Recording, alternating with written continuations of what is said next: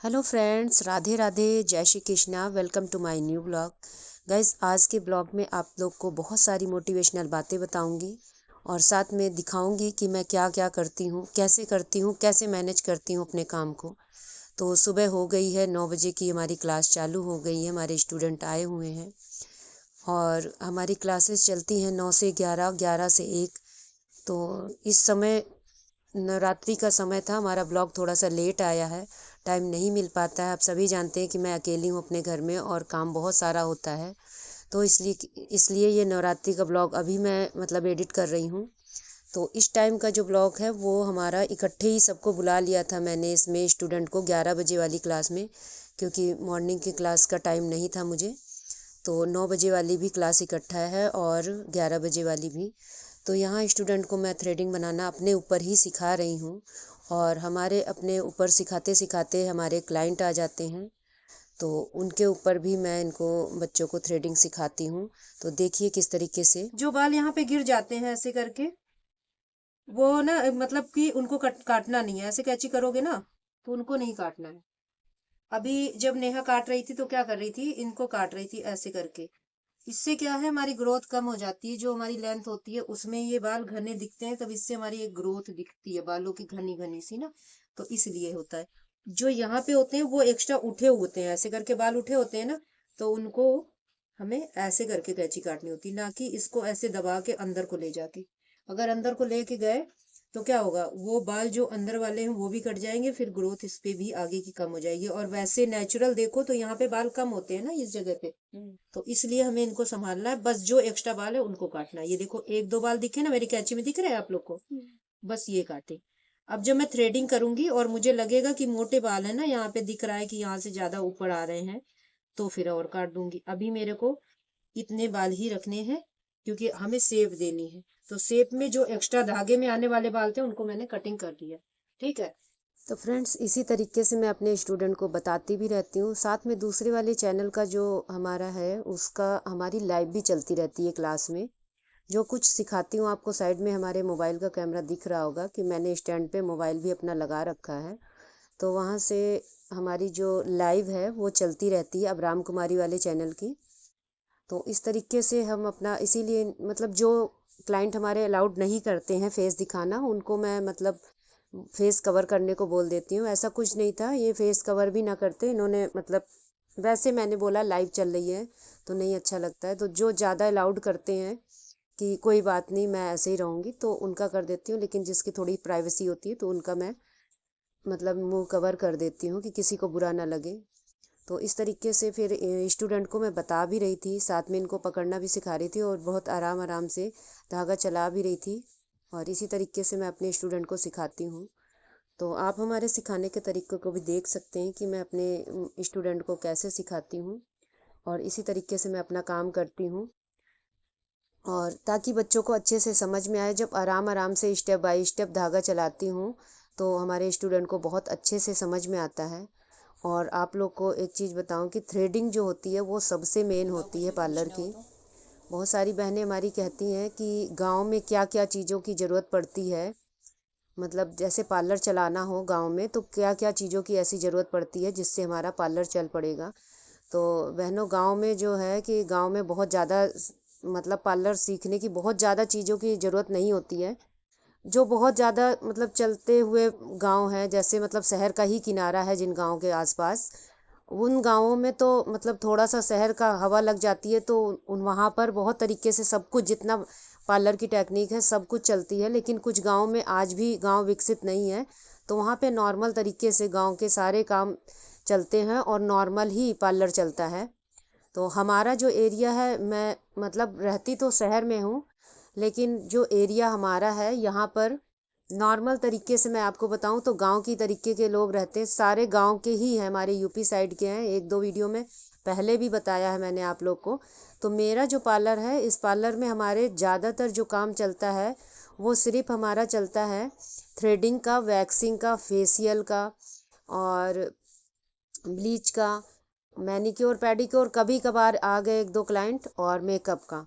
तो इस तरीके से हमारे यहाँ का काम चलता है। तो मेरे को ऐसा लगता है कि अगर गांव में जो बहनें रहने वाली हैं, अगर वो इतना काम सीख लिया तो उनका पार्लर का काम चालू हो जाएगा और थोड़ी बहुत कटिंग भी सीख लें। तो ये डेली में मतलब जो चलने वाला काम है, डेली वेयर में आप रोज़ डेली आपके कस्टमर इसी चीज़ के आएंगे ज़्यादा करके। बाकी मतलब मेरे यहाँ तो इतने नहीं आते हैं, उसी रिकॉर्डिंग में आप लोग को बता रही हूँ कि गांव में इतना ज़्यादा नहीं चलता। गांव में ज़्यादा करके बहुत सारी बहनें अगर करवाती हैं तो बहुत ज़्यादा करवाती हैं, जिनको बहुत दिक्कत होती है वो वैक्सिंग करवाती हैं, नहीं तो थ्रेडिंग का काम सबसे ज़्यादा चलता है। तो थ्रेडिंग बहुत अच्छे से आनी चाहिए जिन बहनों को गांव में अपना पार्लर चलाना है अच्छी तरीके से।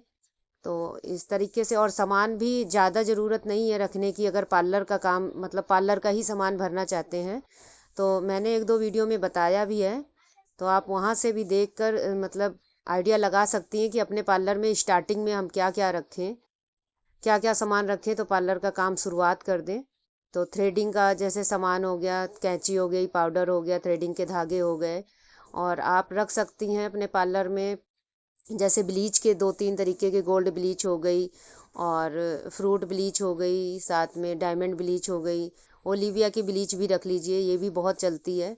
तो गांव में साइड इफ़ेक्ट का डर होता है, सब लोग डरते रहते हैं, तो उनको आप समझा सकती हैं ओलिविया का कोई साइड इफ़ेक्ट नहीं होता है। तो कंप्लीट देखिए इनका थ्रेडिंग भी बन गई है।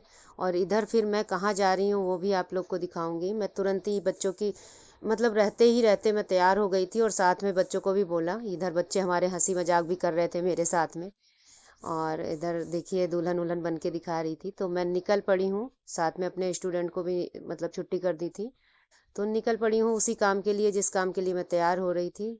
तो अभी आप लोग को मैं बताती हूँ कि कहाँ पर मेरे को क्या काम करना था आज। तो इधर आ गई हूँ मैं उस जगह पे जिस काम के लिए मेरे को निकलना था घर से। तो आप लोग को बताऊं कि मेरी जिठानी की बहन का लड़का है, तो उसे चाहिए थी बाइक, तो आज उसके साथ मैं आई हूँ एक्टिवा पर। और इधर इसे बाइक लेके घर वापस आना था, इसलिए मेरी दीदी ने रिक्वेस्ट करी थी कि आप चले जाना, जैसे मैं मौसी वैसे आप भी मौसी हो, तो थोड़ी सी हेल्प करना। इसकी गाड़ी ये लेके आएगा तो आप एक्टिवा लेके आ जाना। तो देखिए इन्होंने गाड़ी ले ली है, दिखा रहे हैं। और इनको मतलब ये गांव से आए हुए थे, तो इसलिए इनको गाड़ी की ज़्यादा ज़रूरत थी। कोई भी काम करने के लिए फिर किराया लगाना पड़ता था बाहर जाने के लिए। तो इन्होंने कहा कि किस्तों पे मौसी मैं निकलवा लेता हूँ गाड़ी। तो हम लोगों ने भी सपोर्ट किया कि कोई बात नहीं, आप काम करो, ले लो गाड़ी। तो इधर देखिए मैं अपनी एक्टिवा लेके निकल आई हूँ और इन्होंने अपनी गाड़ी निकलवाई है, तो वो अपनी लेके आ गए हैं। तो मैं इधर घर पे आ गई हूँ। तो घर पे दीदी हमारी नहीं थी, तो बोल के गई थी मेरे को कि आप ही इसकी पूजा वगैरह कर देना। तो हमारे यहाँ जो भी लोहे का सामान आता है उसकी पूजा करते हैं। तो इधर देखिए मैं गाड़ी की पूजा भी कर रही हूँ, बच्चे भी हैं, हमारे हस्बैंड भी आ गए थे स्कूल से बच्चों को लेके, तो वो भी यहीं पे आ गए थे साथ में। तो इस बहुत ज़्यादा धूप थी, तो स्कूल के साइड में स्कूल है हमारे घर के पीछे, तो वहीं पे खड़ी करके मैं वहीं पे पूजा कर रही थी। तो गाइस पूजा वगैरह में अगर कुछ भी गलत आप लोग को दिख रहा हो तो प्लीज़ हमें इग्नोर कीजिएगा, क्योंकि मुझे जितना आता है बस उतना करती हूँ मैं। ज़्यादा मतलब मन में भाव बहुत सारे होते हैं पर पूजा पाठ का इतना ज्ञान नहीं है, जितना समझ में आया उतना मैंने कर दिया। बस दिल से अपनी आस्था रखी थी कि बेटे के साथ सब कुछ अच्छा हो और इसी गाड़ी के साथ में अच्छी कमाई करे और भगवान इसको खूब तरक्की दे, क्योंकि बहुत मतलब संघर्ष कर रहा है अपने घर परिवार माँ बाप के लिए, तभी शहर में आया है गांव छोड़ के। और कुछ पारिवारिक ऐसी मतलब समस्याएं थी जिनकी वजह से इसे अपनी पढ़ाई छोड़नी पड़ी। और अपने भाई के लिए मतलब ये इसने यही सोचा कि मैं गाड़ी निकलवा लूँगा तो कमा पाऊँगा ढंग से। तो इधर रक्षा कवच के लिए मैंने यहाँ पे मौली बंधवाई उसी के हाथ से। तो माता रानी इसकी रक्षा भी करें और हर समय मतलब इसके साथ रहें, ताकि आगे तरक्की कर सके, हर मुसीबत से लड़ सके। तो अपने भाई को पढ़ाने के लिए इसने काम चुना है कि मैं काम करूँगा तो मेरा भाई छोटा है वो पढ़ाई करेगा, उसकी पढ़ाई नहीं छुड़वाऊँगा। तो आप लोग भी दुआ करिएगा इस बच्चे के लिए। और इस तरीके से मैं इनको पूजा करके घर आई, तो हमारे पड़ोसियों ने यहाँ कीर्तन बिठा रखा था हमारे दरवाजे पे ही।